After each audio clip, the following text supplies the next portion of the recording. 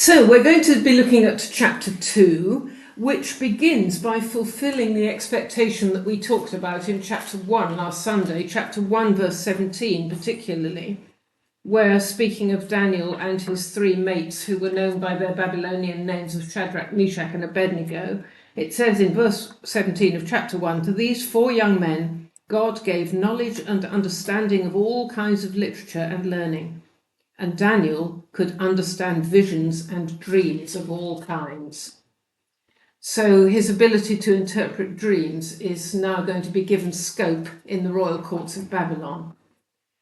And chapter 2 has two main themes. One is to prove that God-given wisdom is totally superior to human magic and occult practices, which the other so-called wise people are eventually forced to admit, which is significant because the world is not usually ready to admit that God knows best. But the purpose of this book, or one of the purposes of this book, would be a kind of propaganda to encourage God's people who are suffering during the time of the exile and also during the time of the world powers that dominated the Jewish people and other parts of the world in the next few generations. And God's people knew in their heads that God knows best, but it's very difficult sometimes to get these things down from our heads to our hearts, as I think all of us know. And so that's one of the themes, but the other one is a revelation about the course of world history, giving a hint about the themes that will keep coming back in this book. And so chapter 2 that we're going to be looking at does sort of, as it were, lay out a ground plan for some of what follows. So we're going to start with verses 1 to 3 of chapter 2. If anybody would like to read that out, that would be very nice. Now, in the second year of Nebuchadnezzar's reign, Nebuchadnezzar had dreams, and his spirit was so troubled that his sleep left him. Then the king gave the command to call the magicians, the astrologers, the sorcerers, and the Chaldeans to tell the king his dreams. So they came and stood before the king. And the king said to them, "I have had a dream, and my spirit is anxious to know the dream." Thank you. So the story opens with a similar theme to the Joseph stories in Genesis, where Pharaoh's resident wise men couldn't interpret his dreams, where Joseph succeeded. Do you remember Pharaoh had the dream about the 7 lean cows and the 7 lean ears of corn that had been swallowed up by the fat ones? And it says in Genesis chapter 41 and verse 8, "In the morning Pharaoh's mind was troubled. So he sent for all the magicians and wise men of Egypt. Pharaoh told them his dreams, but no one could interpret them for him."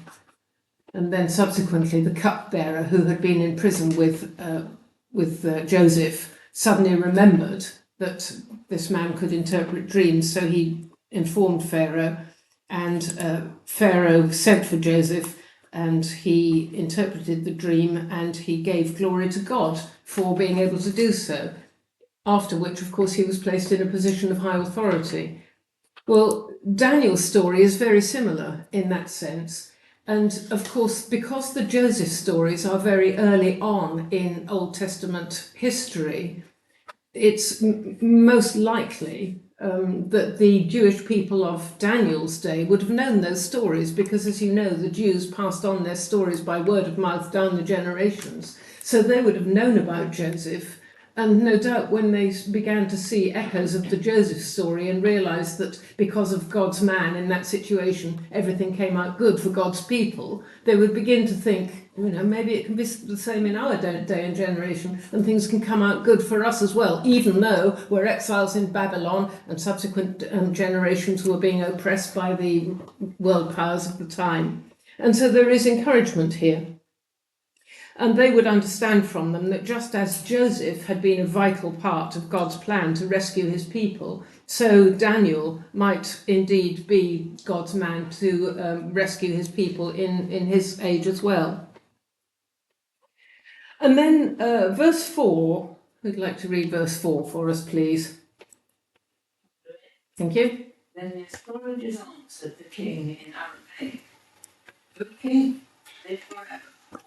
Tell your servants the dream, and we will interpret it." Thank you. So verse 4 mentions the use of the Aramaic language, which is quite significant in as much as the beginning of the story in chapter 1, we're told that the master of the king's servants was to teach these exiles the language and literature of the Babylonians. And so there was a separate language which would have been the sort of classical language that the Babylonians would have used for their great literature of the past.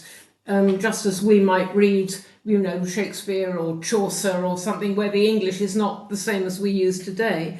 But in these late Old Testament times, Aramaic was becoming a sort of general language that most people understood, whatever their ethnic background was. Just as in the New Testament times, Greek was a sort of common language.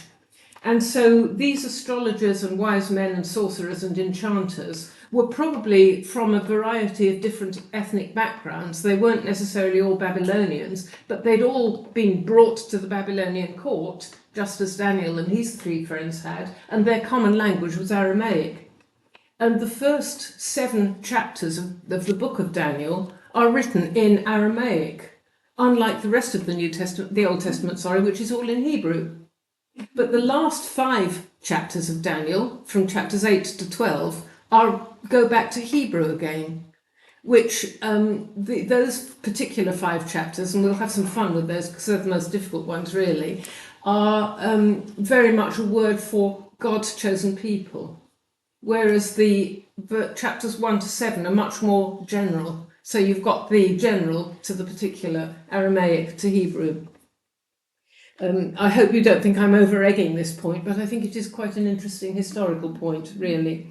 So they come to the king and say, "Oh, king, live forever." That's a sort of polite thing that you say when you're meeting an Eastern potentate, apparently. Rather like God save the king, I suppose. And so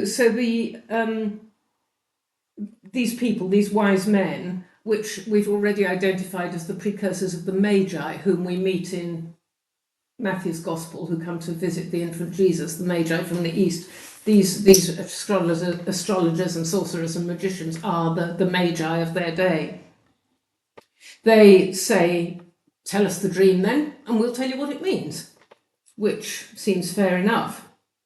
But King Nebuchadnezzar puts a cat among the pigeons in verses 5 to 13. Somebody please. Go on, Eileen. The king replied to the astrologers, "This is what I firmly decided. If you do not tell me what my dream was and interpret it, I will have you cut into pieces and your houses turned into piles of rubble. But if you tell me the dream and explain it, you will receive from me gifts and rewards and great honour. So tell me the dream and interpret it for me." Once more they replied, "Let the king tell his servants the dream, and we will interpret it." Then the king answered, "I am certain that you're trying to gain time, because you realise that this is what I have firmly decided. If you do not tell me the dream, there is only one penalty for you. You conspired to tell me misleading and wicked things, hoping the situation will change. So then, tell me the dream, and I will know that you can interpret it for me." The astrologers answered the king, "There is no one on earth who can do what the king asks. No king, however great and mighty, has ever asked such a thing of any magician or enchanter or astrologer. What the king asks is too difficult. No one can reveal it to the king except the gods, and they do not live among humans." This made the king so angry and furious that he ordered the execution of all the wise men of Babylon. So the decree was issued to put the wise men to death, and men were sent to look for Daniel and his friends to put them to death. Thank you. Of course, we can't imagine a world leader being unreasonable, can we? But this is totally ridiculous what Nebuchadnezzar is asking, because he hasn't even told these men what he dreamt. He's saying to them, you tell me what my dream was, and then you can interpret it for me, which is totally and utterly ridiculous and impossible, as we would say. But I think Nebuchadnezzar was trying to test the integrity of these wise men by not only interpreting his dream, but by telling him what he dreamt in the first place. He acts in typically high-handed Eastern power-mongering fashion by demanding their destruction if they couldn't do this, including Daniel and co, who hadn't even been consulted about the dream. Where Daniel hadn't been in on this. It was all those others. It was all these magi. So Nebuchadnezzar was asking for something that was totally impossible, totally unreasonable, and he was throwing his weight around like these Eastern kings did, just in order to show who was boss. But when you think about it, if he had put them all to death, then he'd have been none the wiser anyway, because there wouldn't have been anybody to tell him what the dream was all about. So some people just can't see beyond the power at the end of their noses, can they? So this, those verses, although there's quite a lot of material in them, it is fairly self-explanatory, I think you'll agree. So we can move on to verses 14 to 23, which is a slightly longer section. Jenny, would you like to read that for us? When Arioch, the commander of the king's guard, had gone out to put to death the wise men of Babylon, Daniel spoke to him with wisdom and tact. He asked the king's officer, "Why did the king issue such a harsh decree?" Arioch then explained the matter to Daniel. At this, Daniel went into the king and asked for time so that he might interpret the dream for him. Then Daniel returned to his house and explained the matter to his friends Hananiah, Mishael, and Azariah.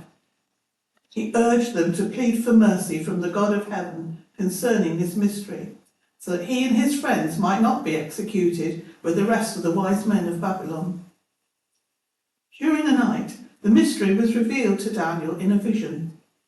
Then Daniel praised the God of heaven and said, "Praise be to the name of God for ever and ever. Wisdom and power are his. He changes times and seasons. He deposes kings and raises up others.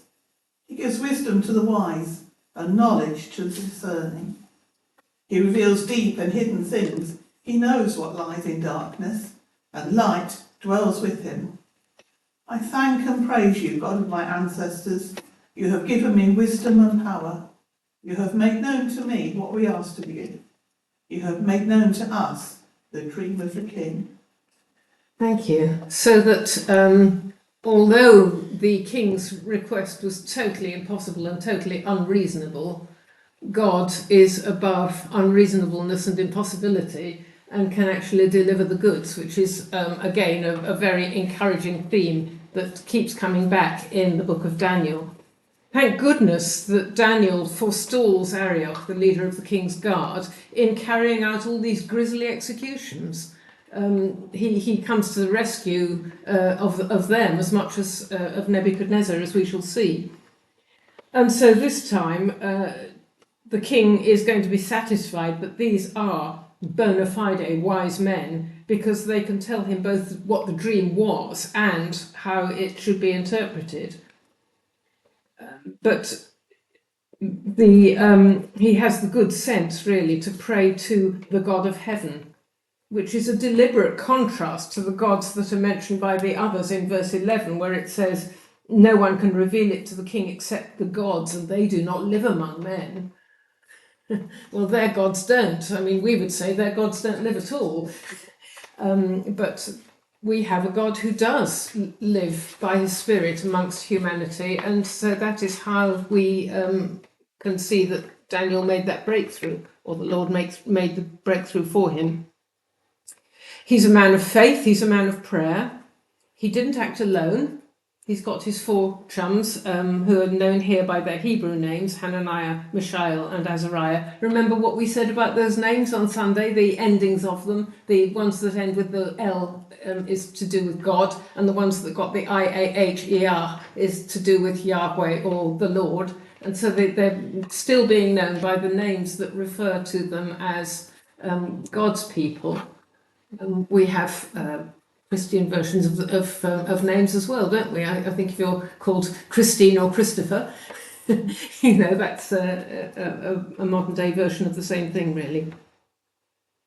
So Daniel and his friends pray to God and plead to God for mercy and for an answer.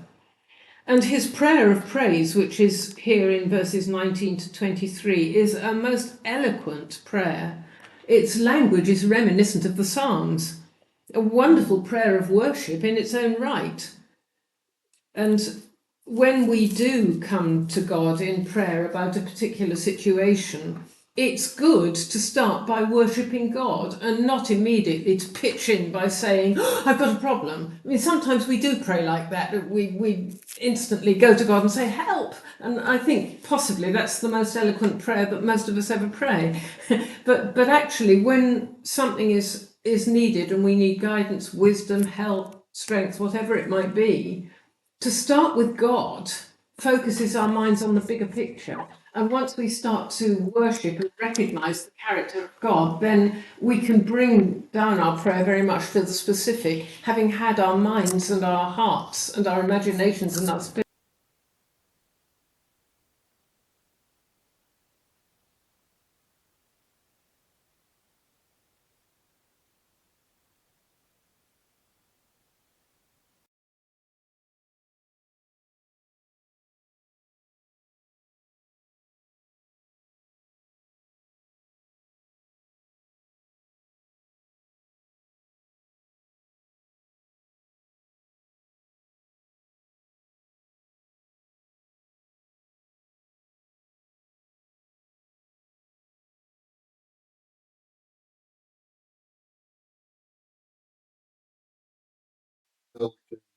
The king hath done all that called up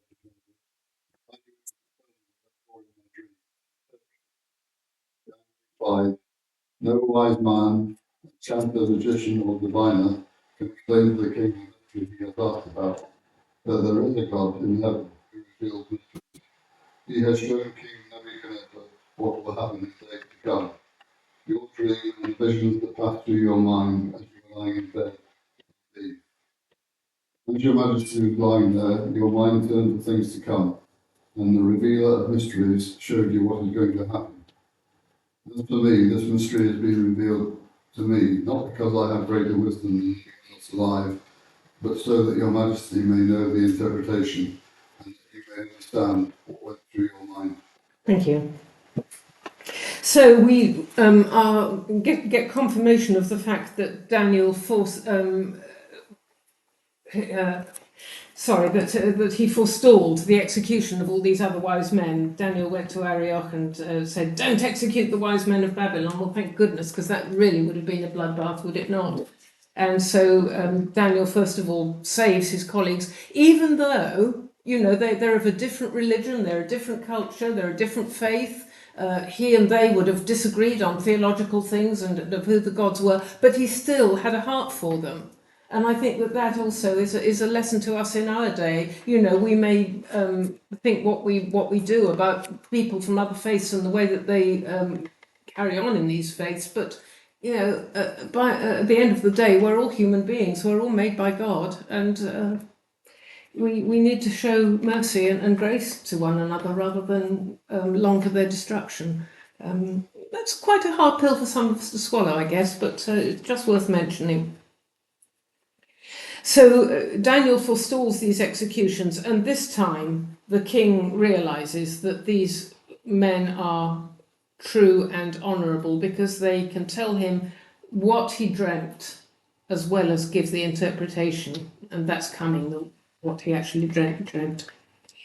he excuses the court magi but gives the credit and the glory to God. And this is what's important. He may have acted with mercy towards the people that he would have disagreed with, but he didn't meet them on their level. He said, no one can show these mysteries except the God in heaven. So he bore witness at the same time as showing mercy. Wonderful balance, really, when you think about it.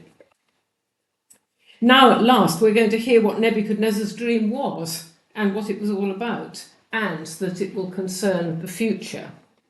And so the dream itself, which Daniel told to Nebuchadnezzar, is in verses 31 to 35, a description of the dream. Who's going to read that for us? Yes, okay, Maureen, thank you. In your vision, your majesty, you saw standing before you a huge shining statue of a man. It was a frightening sight. The head of the statue was made of fine gold. Its chest and arms were silver. Its belly and thighs were bronze. Its legs were iron, and its feet were a combination of iron and baked clay. As you watched, a rock was cut from a mountain, but not by human hands. It struck the feet of iron and clay, smashing them to bits. The whole statue was crushed into small pieces of iron, clay, bronze, silver and gold. Then the wind blew them away without a trace, like chaff on a threshing floor. But the rock that knocked the statue down became a great mountain that covered the whole earth. Thank you. Well, was it a dream or was it a nightmare? Sorry.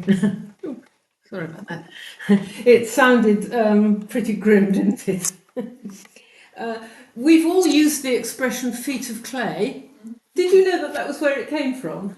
Yeah, but it's so interesting that even in common parlance in English language today, we have expressions that came out of the Bible, and sometimes we don't realise that that's where they came from. But we use the expression feet of clay, meaning, you know, sort of unstable and ready to self-destruct. And so this is exactly where it comes from. There are other expressions like wheels within wheels, which again is a biblical expression that comes from the book of Ezekiel. And there are many, many more like this. I think the English language has been enriched by the Bible and Shakespeare, hasn't it? Many expressions that we have. So this is Daniel saying to the king, this is what you dreamt. So now he's got the king's ear. The king will be thinking, wow, you know, he really does know. He really is bona fide. And then having stated the dream, he now goes on to the core of this chapter, which is the interpretation of that dream. We've taken a while to get there, but we do have to set the stage. So the interpretation of the dream is in verses 36 to 45.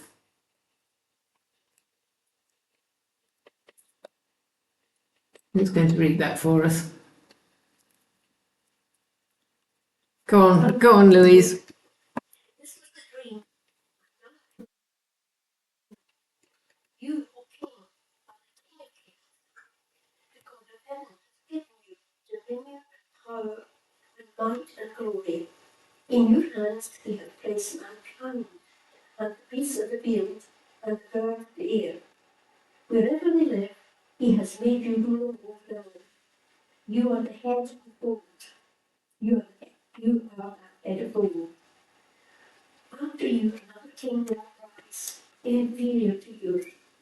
Next, a third kingdom, one of bronze, will rule over the whole earth.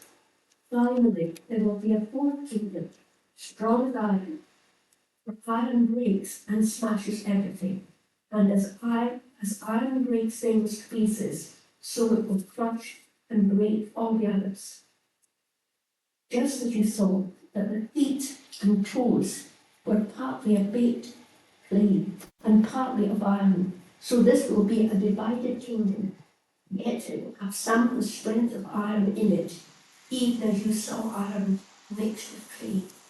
As the toes were partly iron and partly clay, so the kingdom will be partly strong and partly brittle.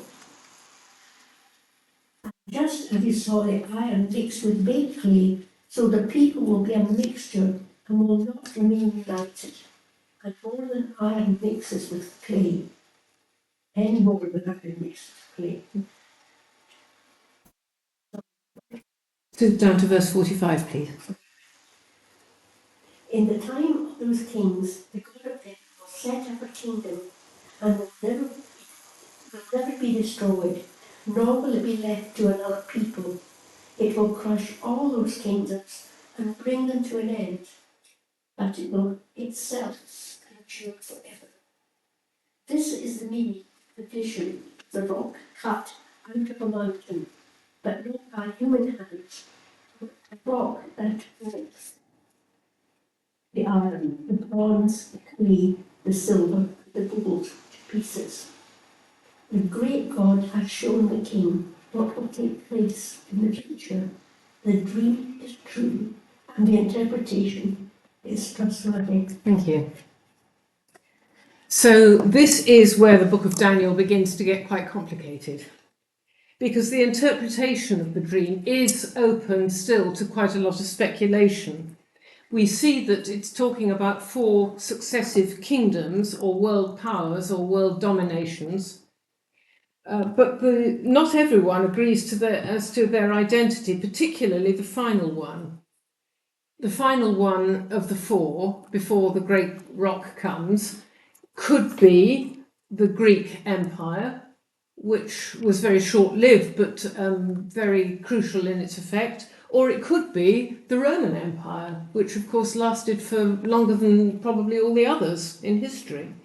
Well, both views have their supporters, but I like to think that maybe it is deliberately left open, rather like the book of Revelation is deliberately left open, so that any reader who is seeking God's word on the state of world history will be able to recognise that he is always sovereign, whoever is the dominating power of the day, and that God will eventually triumph over the most dominant and most fearsome of world orders in the end. And I think that's very apposite for today's world, when we're frightened and anxious about a lot of things that are going on that seem to be totally outside of our control. But God hasn't lost control. As we said, as I think I said on Sunday in the sermon, that we have, humanly speaking, we're worried about, the world leader that's got their finger on that button. But actually, it's God who's got his finger on the world. And whether he uses or chooses to use any current world leader or any world leader in the future to metaphorically press that button, it'll be when God says and not before. So the important point of this is that successive kingdoms of the world represent mankind's attempts to be their own God and to control the world order. But all these kingdoms are destined to fall until such time as they're all brought to an end by a power of, not of this world, but by the power of the living God. So let's unpack this vision a little bit. The 4 kingdoms, beginning in verse 36. The first one is clearly the present one. It's Nebuchadnezzar's Babylonian kingdom. The Babylonians, you will remember, were the race that had actually captured the Jews from Jerusalem and taken them into exile, into Babylonia. And Daniel and his 3 mates were 3 of the young upper-class people in that scenario. And so they were in exile, and Nebuchadnezzar, king of Babylon, was responsible for that. And he is characterized very flatteringly by the head of gold. You are that head of gold, says verse 38. So Daniel is respectfully acknowledging the great power that Nebuchadnezzar has, but stresses that God had given him that power. You, O King, are the King of Kings, the God of heaven has given you that dominion. And we should remember that God allows people to be who they are and what they are, but ultimately God will have the last word. And then in verse 39, we get 2 kingdoms rather sort of peremptorily dismissed. After you, another kingdom will rise, inferior to yours. Next, a 3rd kingdom, one of bronze, will rule over the whole earth. Well, Daniel, we know, was a young man when he came to court. And we read at the very end of chapter 1, the last verse of chapter 1 said, and Daniel remained there until the first year of King Cyrus, which was a long time. You know, he would have been an old man by that time, so he'd seen these kingdoms rise and fall. And in our own lifetimes, we've seen different powers and different superpowers rise and fall. So this is quite feasible that within his lifetime, these next two kingdoms came and went. So the second kingdom would be inferior to the first one, would be inferior to Nebuchadnezzar's kingdom of Babylon. And this would fit in very well with the kingdom of the Medes. You've heard the Medes and the Persians that cannot be revoked. Well, the Medes and the Persians were the two superpowers which very briefly dominated the world after the decline of the Babylonian Empire. And indeed, the Median king, the first Median king, Darius, comes to power during the time of Daniel. We'll meet him in chapter 5, but I'm not going to preempt that because chapter 5 is such fun. But so we had the Median Empire and then the Persian Empire, which superseded that. So they're dismissed in a verse. There was the silver one is inferior to the gold, and the third one is of bronze. It sounds a little bit like medals in the Olympics, but I mean, we get the idea that, you know, the best one comes first, and then nothing else is ever quite as good as that. The kingdom of the Medes never rose to the heights of world domination that its predecessor Babylon, or indeed the earlier Assyrian Empire had done. Assyria is not mentioned here because it's been and gone before the time of Daniel, but just to give you the context or to remind you the history, the Assyrian Empire, which preceded the Babylonian Empire, was the one that took the 10 tribes to the north of Israel and scattered them, and never to be reformed again. So their capital was Nineveh, and they had already fallen by the time of Babylon. So the third kingdom, described as bronze, is dismissed again. Historically, as I said, this would match the Persian kingdom. The Persian kingdom was very opulent, but it didn't boast very much military strength, which was why in those times it couldn't survive for very long. Biblically, it was important because it's the setting of the book of Esther, that strange book in the Old Testament where God's name is never actually mentioned, but you can read in between the lines all the time. The book of Esther was set in the Persian court. And more importantly, the Persian Empire was still ruled over for some years by King Cyrus, whom we've mentioned. King Cyrus, who is described as God's servant in the scriptures, even though he's a pagan king, because he is the one whose foreign policy was to release captives who'd been taken from all sorts of parts of the world and say to them, you can go home. And it was King Cyrus who let the Jews go home to Judah and Jerusalem again. So biblically, the Persian Empire is important, but on the world stage scheme of things, it didn't really make a whole heap of difference. And nothing negative is said about either of these two kingdoms. But the fourth one, verse 40, is a different matter. A fourth kingdom strong as iron, for iron breaks and smashes everything to pieces, and it will crush and break all the others. That would work very well as a description of the Greek Empire.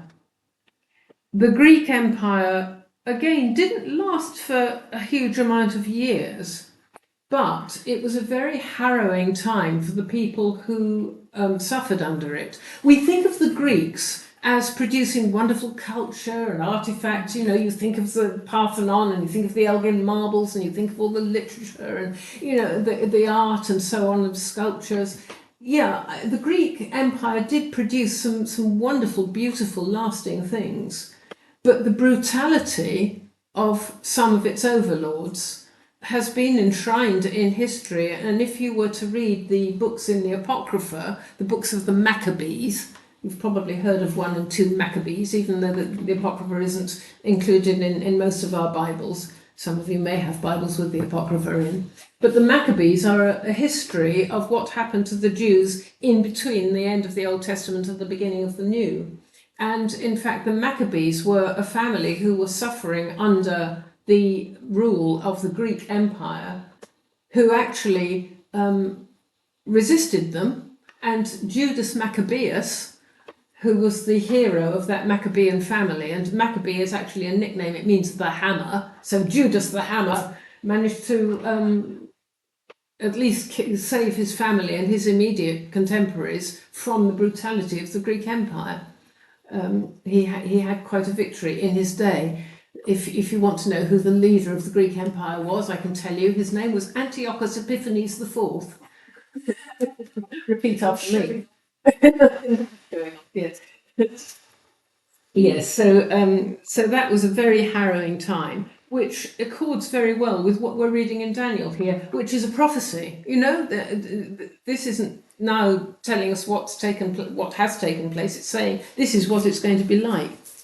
But they were a divided and a comparatively short-lived empire. They came to their height during the time of Alexander the Great, who founded the Great Library at Alexandria, as you will know. But he didn't live for very long. And when he died, his kingdom was rather split. And so the Greek side of it and the offshoot of it, which was known as the Seleucids, were kind of running in parallel. So you've got the iron of the Greek and the clay of the Seleucids, which are the feet of the statue, which of course toppled and couldn't stand. So we really, there is very good reason to think that Daniel was here prophesying something about the Greek Empire, although in a way the Roman Empire exhibited similar characteristics in many ways. So maybe it could be either. You pays your money and you takes your choice, but the message is the same.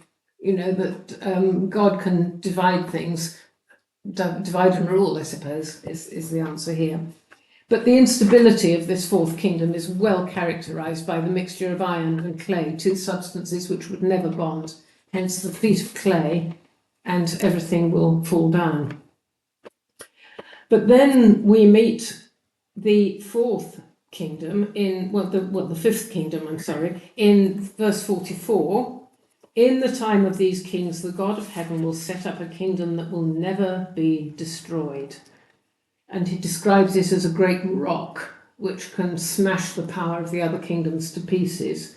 And it's the epitome of the reign of sovereign God, whose reign and rule ultimately supersedes all human kingdoms, whether it's the Greek Empire, whether it's the Seleucid Empire, the Roman Empire, the British Empire, Soviet communism, all these things, you know, they've been and gone, and God is still on the throne. And I think we really do need to take encouragement from that. And it was meant to be an encouragement for the oppressed people of God living in the time of Daniel, just as I hope it is an encouragement for us as well. The rock is described as the rock cut out of a mountain, not by human hands, but a rock that can break the iron, the bronze, the clay, the silver, and the gold to pieces. The great God has shown what will take place in the future. The dream is true and the interpretation is trustworthy. So Nebuchadnezzar's got his answer, and I think probably he's got rather more than he bargained for. But the bit about him and his kingdom is largely positive. Because Nebuchadnezzar, for all that we think, you know, he was the one that plundered the Jews and so on, he wasn't the worst character. He had a certain amount of benevolence about him, and the fact that he actually wanted these Hebrew people in his court and showed respect to them shows that he wasn't entirely a bad thing. There was worse to come. So Nebuchadnezzar and his kingdom are treated in a slightly favourable way, which is interesting because many of the Old Testament prophets, you know, have not a good word to say about any nation that isn't Israel. Particularly if they've done Israel some harm, you know, the other prophets are very quick to say, you know, away with them and God will do this and do that and do the other. But we don't get that with Nebuchadnezzar and his relationship with Daniel. There is much more respect between them, which is quite interesting. Then the sort of coda of this chapter is found in verses 46 to 49. So somebody to read that for us, please. Go on. Then King Nebuchadnezzar fell prostrate before Daniel and paid him honour. and ordered that an offering and incense be presented to him. The king said to Daniel, "Surely your God is the God of gods and the Lord of kings and the revealer of mysteries, for you were able to reveal this mystery." Then the king placed Daniel in a high position and lavished many gifts on him. He made him ruler over the entire province of Babylon and placed him in charge of all its wise men. Moreover, at Daniel's request, the king appointed Shadrach, Meshach, and Abednego administrators over the province of Babylon, while Daniel himself remained at the royal court. Thank you. So, a nice bit of hyperbole to finish. Nebuchadnezzar accepts Daniel's interpretation and made an imposing statement about God. And this is the first of several occasions in the book of Daniel where Nebuchadnezzar almost, but not quite, seems to be converted. You know, for the moment, oh, wow, you can do this, Daniel, you must have a fantastic God. But like so many of us, you know, the next crisis comes and he forgets all about it, which is very, very sad. I think the clue to the shallowness of Nebuchadnezzar's apparent conversion to God comes in the fact that he almost seems to be revering Daniel as well, falling down at his feet and praising him and giving gifts to him and burning incense to him, and you know that Daniel himself is a god, which of course, you know, Daniel will have nothing of that. But he doesn't appear, Daniel isn't said to contradict that at this point. He doesn't say, no, I don't want that. He's respectful enough to realise that this is Nebuchadnezzar's way of responding, and it's better sometimes just to accept the status quo and wait for the next opportunity, which is exactly what Daniel did. And also the fact that Daniel is being praised and honoured in this way would be an encouragement to the Jews in both his generation and the succeeding generations, because they were nearly always the underdogs in society. But here, one of their own made good, you know? So this is an encouragement for them as a race.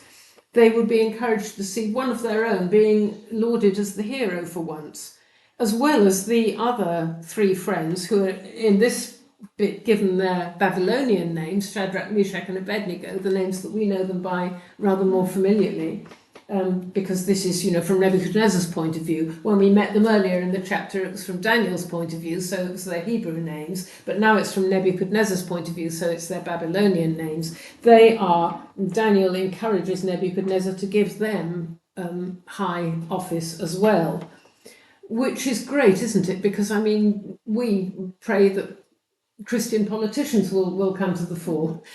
and so Daniel is making sure that, you know, his God-fearing colleagues will have influence and opportunity throughout the whole of the province, which is a good thing and right and proper. So the message really is, take heart. God will reward his people in the end. Daniel remained at the royal court. Shadrach, Meshach and Abednego spread their wings a little bit wider. And so there were some godly people in positions of authority in what was otherwise a corrupt and pagan court. So some good is going to come of this, we rather think. So there we are. That's chapter 2.